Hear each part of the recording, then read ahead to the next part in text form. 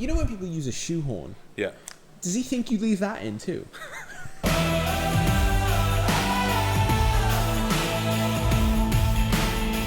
So we wanted to cover today the new Stimmax Pro, Thrombomax, Nacalcystine, and the kind of evolution of the Raws range. We've got artichoke extract coming, we've got the Keolic garlic coming, we've got some issues with customs which we found out about this morning.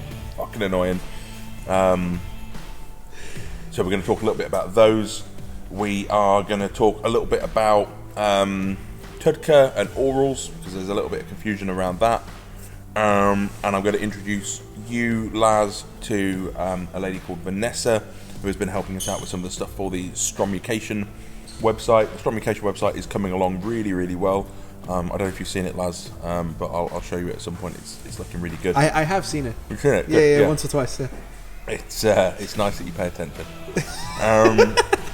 And that's it. And I think today we're going to try and be a bit more efficient, because I want to finish by 1 o'clock and go and look at motorbike leathers. Okay, I was expecting you to have something actually on. I do have something on. No, but like, you know what I mean? Like, serious. Like, this is the longest This is the longest work day you've done since the last time I came, isn't it? No, I was here. How long was I here yesterday? I was here from 12:30 until 1:45. No, until 4 o'clock. Although I had an hour of therapy in there.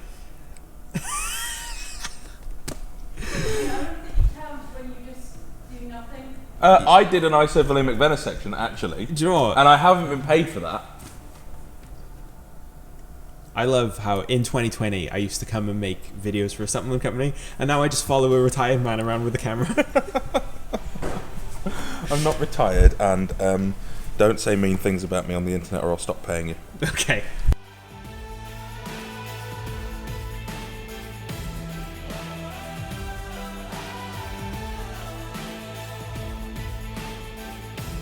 By the way, so this is your office? I like it here. Yeah, I can make sure that they're not fucking about. So, Creamax HCl.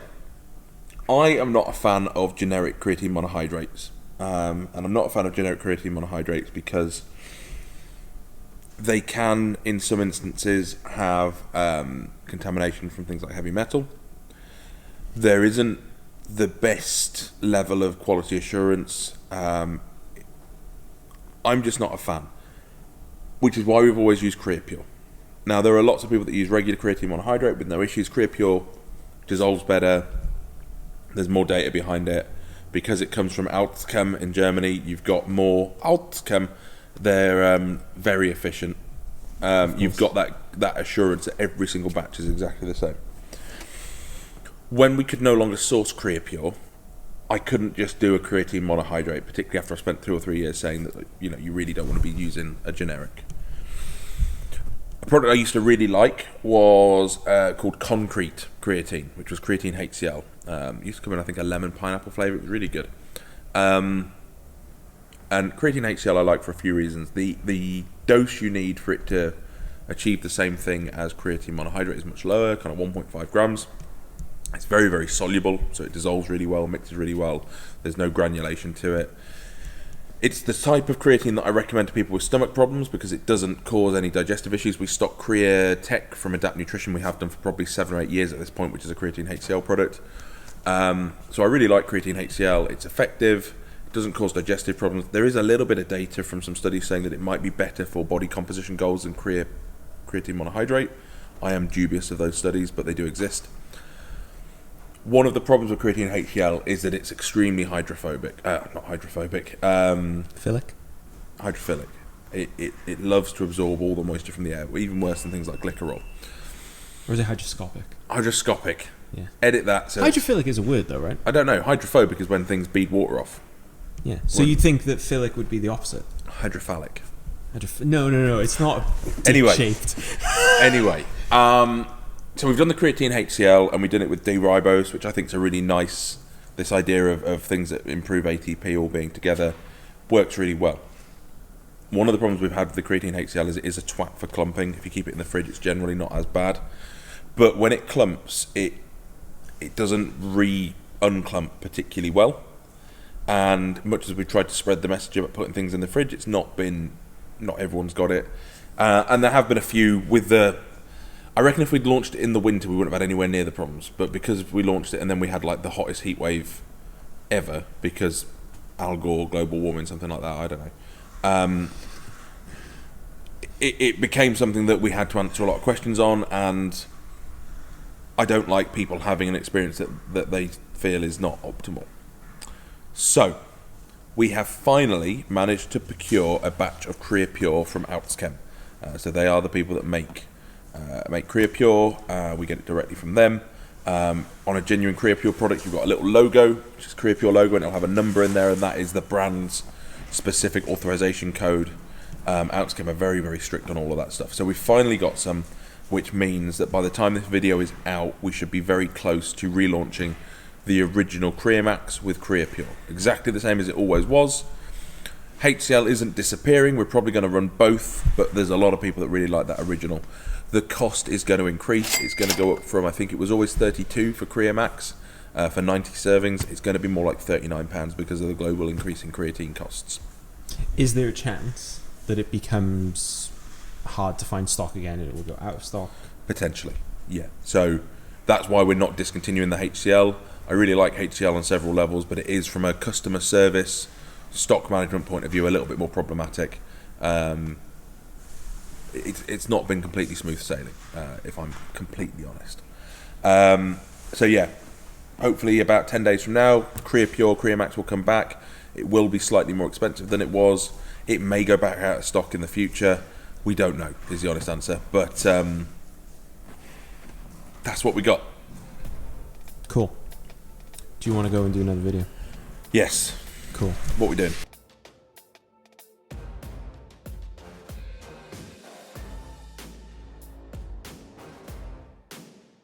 He was a sprinter, yeah, like me.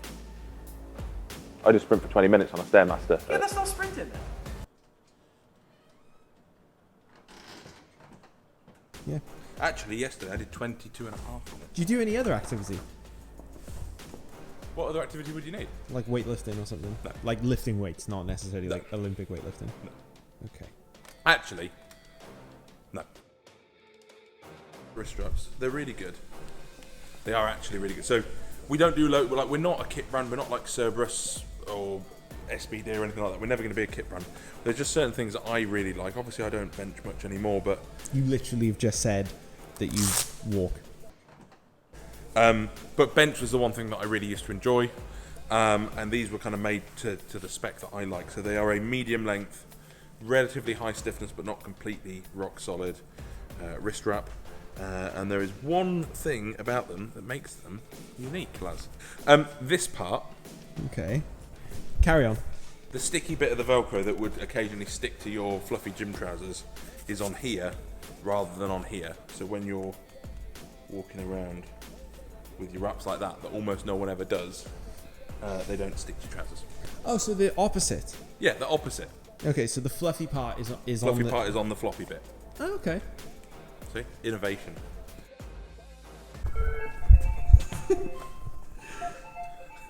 Good morning, Strom.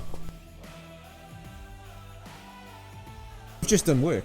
Yeah, blood work here is done under the Hench project. It's a cheaper service. The Hench project, we were the first people to offer blood work. I mean, Laz has covered the Hench project a million times. The only problem we really have with it now, we used to send out results in the post, which is properly old-fashioned, so we've got Aaron away from doing that. We now send them out via email. However, if when the customer writes down their email address, there is a spelling mistake made, they'll never receive any results. We've just had a call from someone who had their blood work done a month ago. They've not had any results. If you ever get your blood work done by us and after around 10 days you've not heard anything, just give us a call and we'll get a copy of those results sent over to you once we've confirmed your email address. Because that's all it'll be. It's just an email address mistake. So we'll sort that out for this gentleman now. And if you're ever in that situation, you know what to do.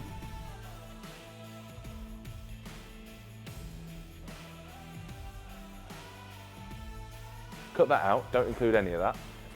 I watched a thing the other day about who the ultimate James Bond is, and if you answer anything other than Pierce Brosnan, you are wrong. What? In Mamma Mia, he was undercover. Yeah, but I like Sean Connery in Have you seen The Rock? Comes from a parallel dimension, and he's like, Rimmer, have you seen Red Dwarf ever?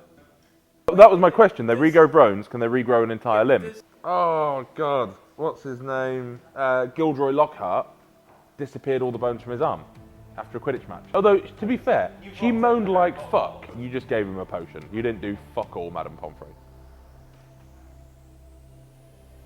That's right, isn't it? Yeah. I would have just given him fucking wizard morphine and gone to bed. I feel like with... Are you recording all of this? Yeah, that's all. Okay, well that's the wrap up. Today we have tried to be more time efficient. It's been good. Mad Eye Moody did not have Wizard Bupa. He probably should have, given his job. You would have thought that would be a perk of being an aura, because you're effectively a Wizard James Bond. Right, fine, I'm in for that. Yeah. Okay, can I have my microphone? You can have your microphone. Thanks. That was all fucking...